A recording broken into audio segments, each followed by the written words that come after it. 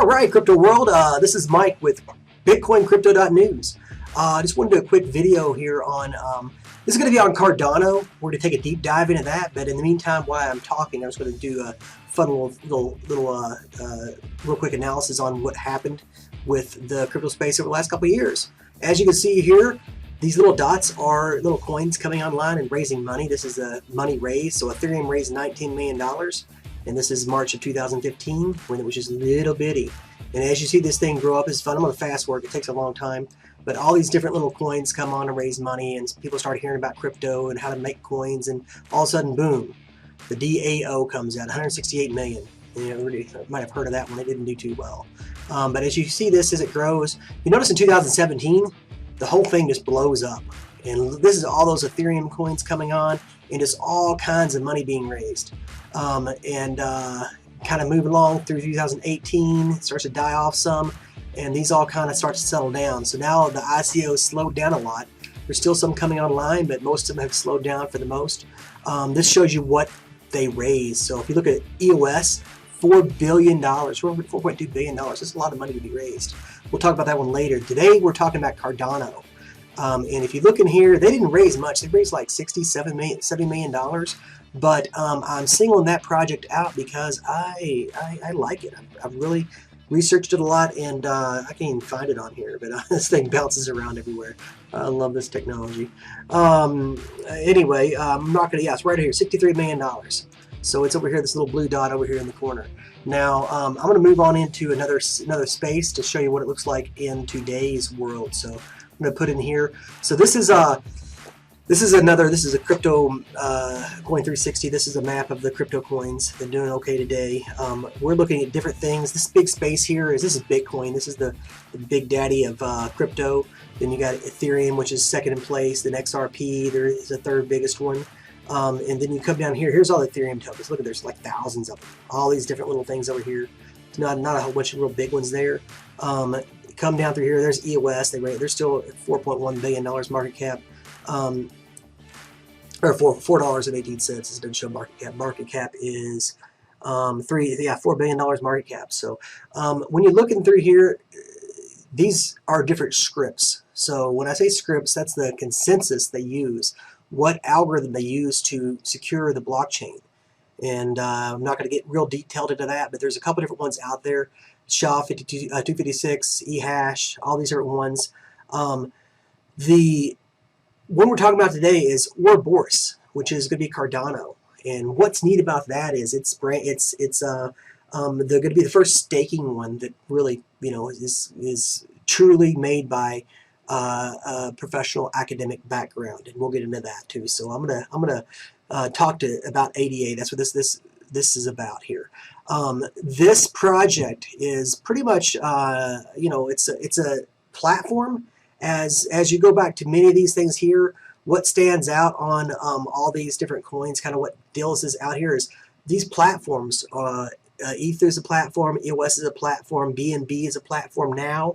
A lot of these bigger coins are coming on ADA, NEO. They're all platforms. Tron, TRX, they're platforms as being just like when you saw this big boom and all these bubbles back here. That was platforms coming online, coins coming online. A platform is like a software program or operating system, kind of like Windows, but in the decentralized world. And you can write coins on those platforms. In other words, you can make your own coin. Anybody wants to can go on there with little knowledge of coding and make a coin on Ethereum or Tron. I made one on Tron. It's very simple. You can do it from the app on your phone. Or EOS, but a lot of these platforms are becoming more popular because they're starting to, back in the day when Microsoft came out, nobody really knew what you could do with that, but look what happened over the last 20 years with Microsoft. I mean, it blossomed. A lot of these platforms are wanting to become the Web 3.0 or 4.0, everybody's calling it something different, and being the next platform. What is the difference between a software program and a platform, and why is it relevant now? Well, what we all know is the iOS and the Microsoft Windows and the Linux or Red Hat stuff, to where these programs run on. You can download the operating system to your computer, and then you can install the programs that work on those computers. Well, these platforms are now coming online because of the evolution of the internet. It's so fast now, even all over the world in many places. Well, now you can actually have an operating system, and you can have a centralized database anywhere. You can have different things. This blockchains, they're distributed, so there is no one single point of failure. There's no one computer that can go down. So these things operate all over the world when you run nodes. And a bunch of smart people said, hey, well, if we can have a decentralized computer system, why can't, let's write programs on top of it. And that's what ETH did. They wrote the first platform where you can actually run decentralized apps, or dApps, or smart contracts as they call it. And now these other platforms saw this, and everybody's jumping on the bandwagon. So there's 10 or 12, maybe more, jumping on there. We're talking about Cardano today because I like Cardano. I actually like ETH also. They're having some hiccups right now, but Cardano is what we're talking about today. So what is Cardano? Jumping in here, Cardano is a decentralized public blockchain for cryptocurrency project that's fully open source. Cardano developed a smart contract platform, just like Ethereum, that delivers more advanced features than any other protocol previously developed. It is for the first blockchain platform to evolve out of a scientific philosophy and research-driven, first-driven approach, meaning they're actually developing this technology as they go. The development team consists of a large global collective of expert engineers and researchers. So what's cool about that is, from Ethereum, some of the challenges they're having with that is they're having, you can research on Google different people knocking the blockchain for being kind of not how do you say it? I don't want to say hodgepodge because I love Ethereum. They're a great project, but put together quickly. They're having some problems with scalability right now, and they're having problems getting past that. So that's what I'm saying is they're trying to get to the next step. Where Cardano actually developed the entire platform with all that thought process in place. So first of all, Cardano is the founder is Charles Hoskinson. He actually came from Ethereum. So his first 3 projects were involved in it says here Invictus Innovations, Ethereum, and IOHK, which is Input Output Hong Kong. So that's 3 different projects he's involved in. So he helped develop Ethereum back in 2013. He was working in with Ethereum, and he's a very, very smart, very intelligent guy. So he moved on to this other projects, and this project here he's involved in IOHK, which is involved in a lot of stuff. But with the from that project, of course, he made a lot of money back in the mining early days of Bitcoin too. So he's not necessarily doing it for the money. He's doing it to advance the technology, which is awesome.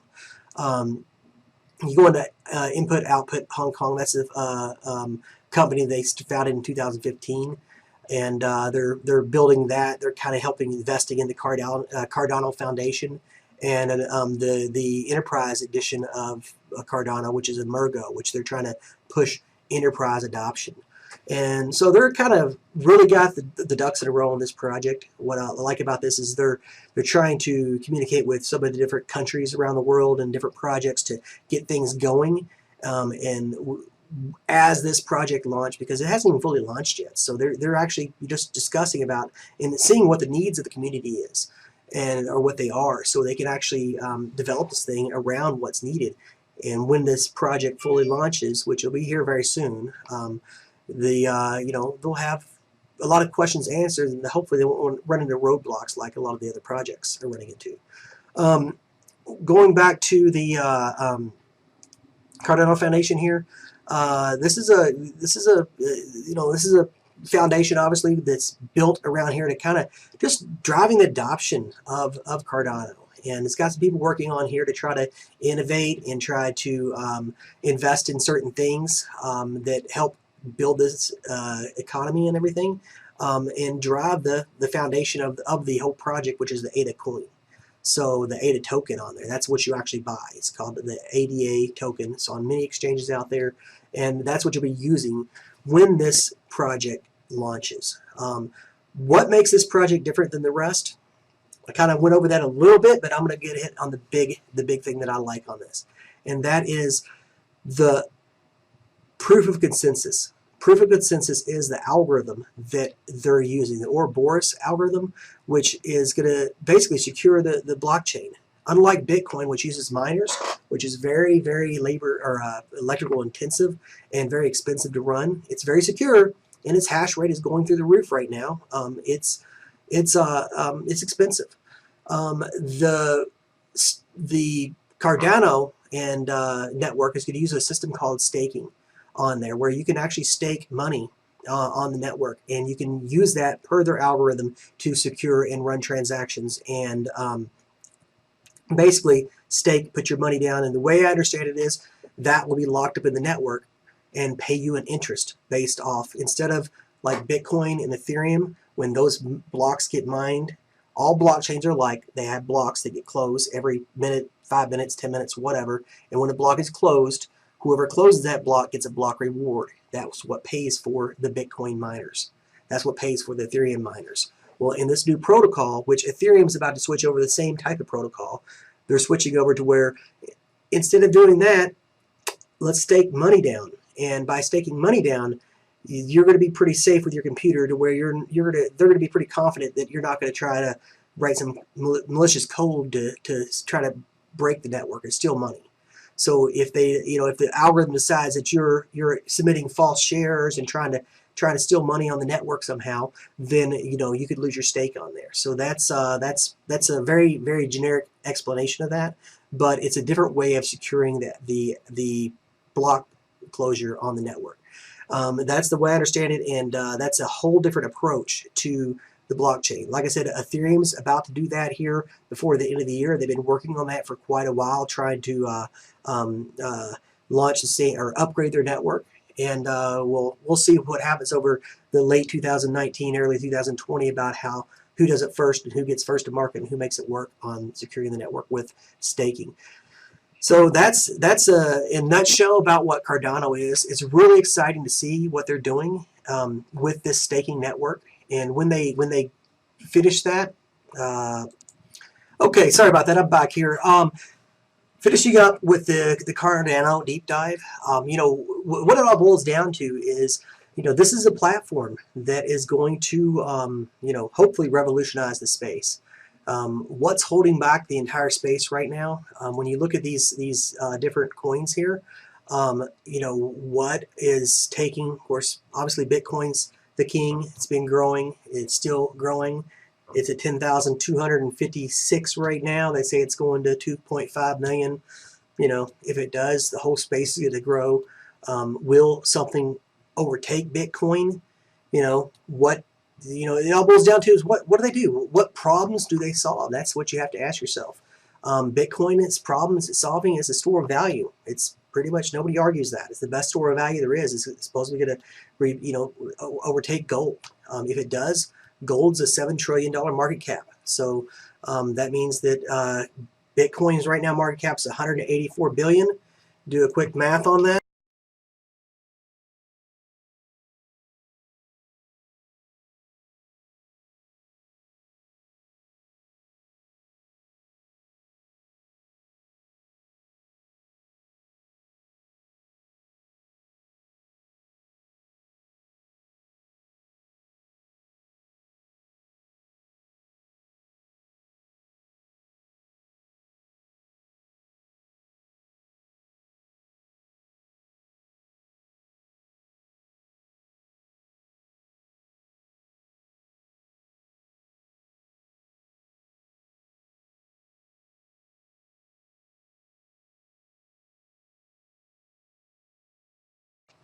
Okay, kind of resuming here, Bitcoin is at $10,226 now.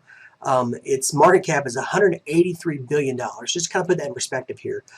This is the circulating supply, meaning there's 21 million coins ever made. Right now, there's 17.9 million out there in the world floating around. I'm using the same number over this, so this is technically just an analysis. This number will actually go up. So if this happens tomorrow, it'll be about the same. But if it happens in 10 years, there'll be probably 19 million coins out there. So it's going to change a little bit, so you have to keep that in mind. But if the market cap doubles, so this is just an example. Right now the market cap is 183,000. Well, if the price doubles, The market cap is just a multiplier of the available tokens times the price. So if the market cap gets to be the same as gold, which is what the store of value is supposed to do, it's supposed to replace gold in theory. Some people say it will, some people say it won't, but if it did, I'm just doing a scenario, if it did get to, the market cap's about $7 trillion of gold, 7 or 8, something like that. I'm going to use 7 for just an easy number here. And if you keep doubling Bitcoin in price till it gets to 7 trillion, when is it 7 trillion with the current supply? It'll be approximately $655,000 a coin, which if you do a quick math on that, 655, ooh, no, not there. Yeah, 655 divided by the original price there, that should be a 64x gain. So in theory, if you have $1,000 or $100 or whatever you want to do times 64, it's now worth $64,000. Pretty good investment, you know, for however long it takes to get there. That's the big thing. John McAfee said it's going to be $1 million by 2020. Don't think that's going to be correct, because that's just right around the corner, but who knows. If you look at this here, if you were to compare this to Cardano, I'm going to pull up Cardano here, the one we're deep diving in right now and learning about. ADA, its market cap is $1.2 billion. So the market cap of Bitcoin is 183 billion. The market cap of Cardano is 1, so less than you know, it's 1%. So real quick, market cap wise, divided by here, it's, you know, less than 1% the size of Bitcoin, but it's got potential, I say, to, you know, grow. Who knows if it catches on, if their new platform works. It can become a store of value. It can become a platform for writing dApps and applications. And in theory, you know, if you have a program that is 100% right, meaning you cannot change it. That's the whole magic about blockchain, is you can't change something. So once something's written in there, whether it's a voting structure for a small country government, or which is one thing they're looking at, or you know, operating system for a decentralized corporation, which is something else that could be done. In other words, you could run a corporation, come online, and instead of the CEO making 200 trillion or billion dollars a year, or whatever he makes, it can be written in the smart contract saying, look, whoever's going to fill this position here gets an exact proportion of what the stock price raises, or what, you know, there could be unlimited number of opportunities in these smart contracts. So if a platform does take off and actually work, which is upgradable and expandable, which is Cardano supposed to be, in theory, if it could replace Bitcoin, this is the example that I'm running off of.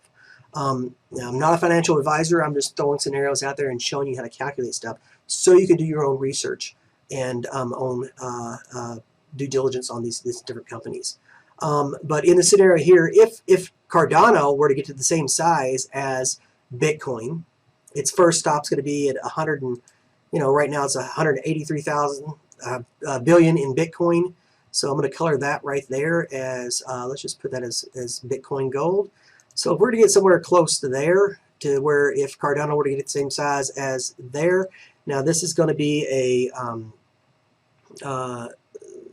little, let's see, this divided by here, that's 128 times your investment. So just to get the same size of Bitcoin as it is currently right now, 128 times, say if you had a $1,000 investment, times, that's 128,000, easy math. Now, hypothetically, let's just say, you know, let's just say it replaces Bitcoin. And on the theory that Bitcoin's going to one day replace gold, and this is all hypothetical, so, you know, I'm not saying it's going to do that. I'm just showing you how the math works. If something like that were to happen, it's kind of fun. I love math. So our first stop was here to be the same size as Bitcoin, which that's almost the same size, 165 billion versus 183 billion. So let's keep on going up, and let's say, but they both were to expand to $7 trillion, roughly the market cap of gold right now. And we're to replace that as a store of value. This is not the same thing. This is a whole different application. It could be a store of value plus an operating system. So I think it could be a lot bigger than that, in my personal opinion. But just hypothetically, if it were to grow to that, what I'm doing is kind of comparing some different analysis on investment. So $7 trillion here. So if we were to do that, that's would be put per ADA Cardano at 409 cents a coin.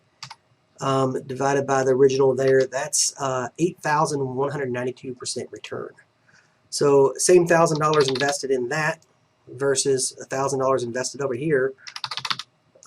With $1,000 invested in the Bitcoin, if Bitcoin grows to be a $7 trillion market cap, which is, you know, people have talked about, don't believe it myself, but it's something you can research on, that would put a return on investment to $64,000. Interesting. Not a bad return. $1,000 in this company here. Let's put $1,000 here. At a, and if anybody looks at my math and it's not right, please make comments on here and I'll check it, because not always right, but I do love math. So if you were to do this here times $1,000, that is an $8 million return or growth on there. So that's pretty exciting. So 64,000 if you invest $100,000 in Bitcoin, and Bitcoin were to go to the $7 trillion market cap, versus $8.1 million if Cardano were to go to a $7 trillion market cap.